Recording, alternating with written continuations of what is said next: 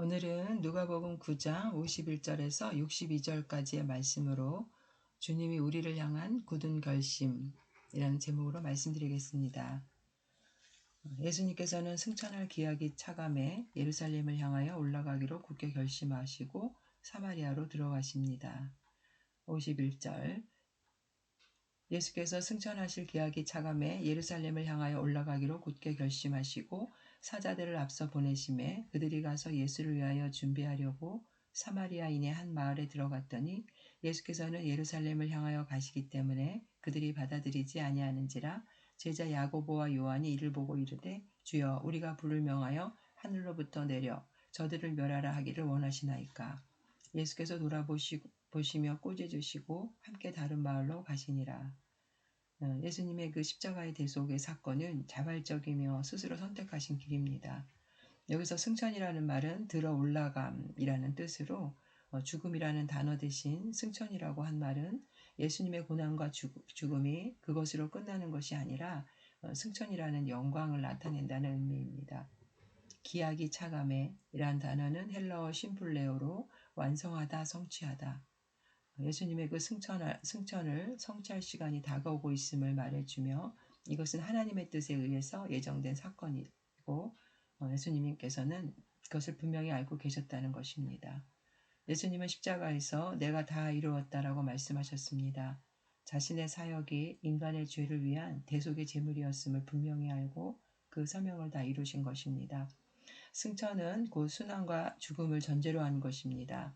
예수님은 그 일이 일어날 장소 예루살렘으로의 행로를 굳은 결심으로 시작하시는 것입니다.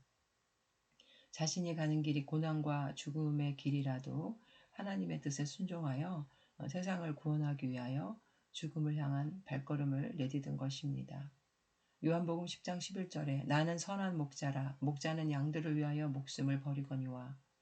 예수님은 우리의 선한 목자이십니다. 예수님의 십자가 고난은 나의 죄를 위한 것이었습니다. 예루살렘을 향해서 가장 가는 빠른 길은 사마리아를 통과하는 길인데 사마리아 사람과 유대인들은 서로 적대 관계에 있었기 때문에 예수님과 제자들의 통과를 허락하지 않았습니다.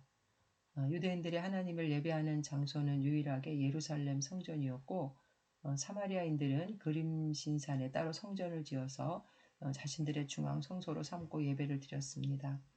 그러나 그들은 진정한 성전이신 예수님을 만나지 못하고 인류의 죄를 위해 하나님의 뜻을 이루기 위해 예루살렘으로 향하는 예수님을 방해하는 그런 어리석은 짓을 저질렀던 것입니다. 이렇게 가는 길을 막고 방해하는 이 사마리아인들의 그 행위에 대해서 야고보와 요한은 불을 내려 멸하리까 하며 순간적으로 화가 나서 보복을 하려고 합니다. 이 내용은 열왕기 하에 1장에 나오는데 당시 아하시아 왕이 있을 때에 엘리야를 모욕했던 자들을 보냈을 때 엘리야가 하늘로부터 불이 내려서 그들을 불사르는 사건을 여기서 얘기하고 있습니다. 제자들의 이러한 말은 아직도 예수님의 사역을 이해하지 못했다는 것입니다. 예수님께서 이 땅에 오신 목적은 세상을 심판하러 오심보다는 인간의 영혼을 구원하는, 즉 잃어버린 자들을 건지기 위해서 오셨다는 것을 이들은 깨닫지 못했습니다. 요한복음 3장 17절에도 하나님이 그 아들을 세상에 보내신 것은 세상을 심판하려 하심이 아니요 그로 말미암아 세상이 구원을 받게 하려 하심이라. 예수님은 상한 갈대도 꺾지 아니하시고 꺼져가는 심지도 끄지 아니하시는 자비와 긍휼의 하나님 이심을 우리는 기억해야 할 것입니다. 그리고 이제 57절에서 62절까지는 주님께서 우리에게 하나님의 나라를 전파하는 삶을 살아야 되는 우리들은 자신의 그 개인적인 사생활에 얽매이지 않는 자라는 것을 말씀해주고 있습니다. 57절에 길 가실 때에 어떤 사람이 여짜오되 어디로 가시든지 나는 따르리이다. 예수께서 이르시되 여우도 굴이 있고 공중의 새도 집이 있으되 인자는 머리 둘 곳이 없도다 하시고 또 다른 사람에게 나를 따르라 하시니 그가 이르되 나로 먼저 가서 내 아버지를 장사하게 허락하옵소서. 이르시되 죽은 자들로 자기의 죽은 자들을 장사하게 하고 너는 가서 하나님의 나라를 전파하라 하시고 또 다른 사람이 이르되 주여 내가 따르겠나이다마는 나로 먼저 내 가족을 작별하게 허락하소서. 예수께서 이르시되 손에 쟁기를 잡고 뒤를 돌아보는 자는 하나님의 나라에 합당하지 아니하리라 하시니라. 여기 57절에 나오는 누가가 말한 이 사람은 병행 본문에 나오는 마태복음 8장 19절에 한 서기관이 나와 예수께 아뢰되 선생님이여 어디로 가시든지 저는 따르리이다. 서기관이라고 하면은 그 당시 학식이나 재력, 권력에 있어서 유대 사회의 최고 상위 계층에 있는 사람을 말하는데 이러한 사람이 예수를 따르겠다고 나선 것은 매우 이례적인 일입니다. 근데 이 서기관이 예수님이 어디로 가시든지 따르겠다라고 하는 말은 예수님에 대한 신앙이 있어서 그런 것이 아니라 예수님 주변의 그 12제자처럼 예수를 수용하며 섬기는 제자가 되고 싶다는 것입니다. 그가 어떤 의미로 예수를 따르겠다고 하는지는 본문에 자세한 설명은 없지만 그 다음에 답변하시는 예수님의 말씀 속에서 우리는 알 수 있습니다. 58절에 예수께서 이르시되 여우도 굴이 있고 공중의 새도 집이 있으되 인자는 머리 둘 곳이 없도다 하시고 이 서기관은 예수님의 그 권능을 보았습니다. 마태복음 8장 16절에 보면 저물매 사람들이 귀신 들린 자를 많이 데리고 예수께 오거늘 예수께서 말씀으로 귀신들을 쫓아내시고 병든 자들을 고치시니 이 서기관은 예수님의 이러한 권능의 매력을 느꼈을 것입니다. 그리고 그렇게 능력 많으신 분을 옆에서 수행하는 제자들의 그 자랑스러운 모습에 부러웠을 것이고 그래서 그는 따르겠다고 했던 것입니다. 그러나 그러한 영광에 동반되고 있는 아픔, 또 그 능력 이전의 가난함을 알아야 했습니다. 무엇보다 우리가 예수님의 제자가 되려면 자신을 부인하고 십자가를 지고 따라가야 합니다. 예수님의 답변 속에서 우리가 깨달을 수 있는 것은 우리가 예수를 따른다는 것은 권력이나 부, 명예와는 상관이 없는 삶이며 또 주님도 여우나 새와 같은 짐승들에게 허락된 최소한의 삶의 터전조차 보장받지 못한다는 것을 알아야 합니다.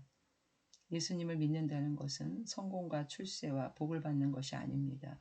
때로는 사람들에게 배척을 당하고 미움을 받고 안정된 삶의 거처도 없이 떠돌아다니며 자신을 희생시켜서 다른 사람의 영혼을 살리는 일인 것입니다. 이 서기관은 자신의 그 명예와 허영심에 있어서 예수님의 제자가 되려 했지만 아마 예수님의 이 답변을 듣고 그는 제자가 되기를 포기했을 것입니다. 그 다음에 장례 치르는 사람에 대해서 나오는데 예수님은 하나님 나라의 전파의 긴급성과 우선성, 중요성을 말씀하신 것이고 또 가족을 작별하고 오겠다고 하는 사람에 대한 예수님의 대답을 우리가 유추해서 보면 이 사람의 마음이 가족에 대한 염려로 가득 차 있어서 다시 되돌아가서 가족과 인사할 때 가족이 만류를 하면 그 가정에 다시 발목이 묶일 가능성이 많았을 것입니다. 이제 마지막으로 그 제자의 삶은 손에 쟁기를 잡고 뒤를 돌아보는 자는 하나님의 나라에 합당하지 않다고 말씀하십니다. 손에 쟁기를 들고 농사를 짓는 그 사람의 유일한 목적은 곧은 고랑을 내는 것이죠. 다른 생각을 하면 곧게 고랑을 팔 수가 없을 것입니다. 이 비유는 소돔과 고모라 성이 죄로 인한 하나님의 심판으로 불탔을 때 롯의 아내는 뒤를 돌아보다가 소금기둥이 되었습니다. 긴박한 심판이 있어서 정말 생명을 구원하는 그런 상황 속에서는 자신의 생명을 먼저 구원하는 것에 우선을 두어야 하는데 그는 뒤에 온 재물을 생각하고 미련이 남았던 것입니다. 디모데후서 2장 3절에 보면 너는 그리스도 예수의 좋은 병사로 나와 함께 고난을 받으라. 그래서 병사로 복무하는 자는 자기 생활에 얽매이지 않는다고 말씀하고 있습니다. 우리가 발을 딛고 살아가는 이 세상 영원한 곳이 아니고 그래서 우리는 너무 이곳에 집착하면 안 됩니다. 이 세상은 영원한 우리의 목적지가 될 수 없고 언젠가 우리는 반드시 이제 빈손으로 왔다가 빈손으로 가는 인생이라는 것을 깨달아야 할 것입니다. 예수를 따르고 쫓는 자의 유일한 그 삶의 목적은 바로 하나님의 나라를 전파하여서 죽을 생명을 살리는 일입니다. 온천하보다 더 귀하고 소중한 것은 인간의 영원한 생명을 구원하는 사람을 낚는 어부로서의 삶인 것입니다. 로마서 8장 32절에도 자기 아들을 아끼지 아니하시고 우리 모든 사람을 위하여 내주시니까 어찌 그 아들과 함께 모든 것을 우리에게 주시지 아니하겠느냐. 우리에게 모든 것을 주신 주님께 우리도 우리의 그 삶을 드려야 하지 않겠습니까? 주님이 자발적으로 죄인인 우리를 위해서 스스로 목숨을 내놓고 십자가의 고난을 당하신 것은 오직 길과 진리와 생명이 되신 예수님만이 우리를 하나님께로 인도하는 유일한 방법이라는 것입니다. 오늘도 나를 사랑하시되 죽기까지 사랑하신 주님 한 분만으로 만족하며 진정한 참 평안과 기쁨을 누리며 살아가시는 제자로서의 삶을 살아가시는 성도님들 되시기를 주님의 이름으로 축복드립니다. 아멘.